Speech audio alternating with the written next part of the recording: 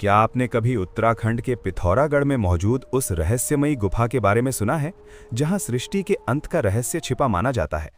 इस गुफा का नाम है पाताल भुवनेश्वर। कहा जाता है कि यहां प्रवेश करते ही इंसान की रूह कांप उठती है। गुफा का रास्ता इतना संकरा और भयावह है कि अंदर जाते समय सांसें थम सी जाती हैं। मान्यताओं के अनुसार इसी गुफा में शेषनाग अपने विशाल फन पर पूरी पृथ्वी को संभाले हुए हैं। इसे पाताल लोक का द्वार माना जाता है। यहाँ केवल भगवान शिव ही नहीं बल्कि 33 करोड़ देवी देवताओं का दिव्य निवास है।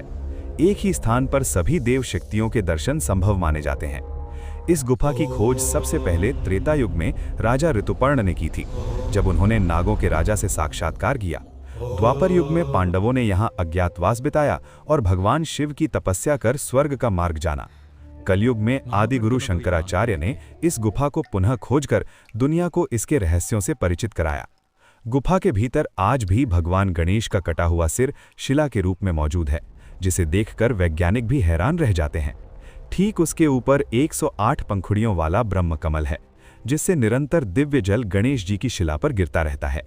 यहाँ 4 विशाल खंभे हैं, जो 4 युगों सतयुग, त्रेता, द्वापर और कलयुग के प्रतीक माने जाते हैं।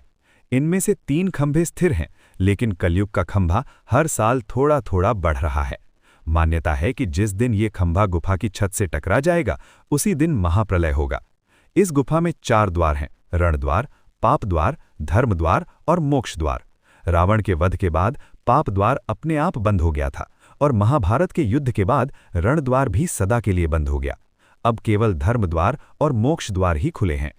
कहा जाता है कि यहाँ से एक गुप्त मार्ग सीधे कैलाश पर्वत तक जाता है, जहाँ से पांडव अपनी अंतिम यात्रा पर गए थे। गुफा की छत पर भगवान शिव की जटाओं का आकार बना है, जहां से गंगा की धारा पत्थरों पर गिरती हुई दिखाई देती है।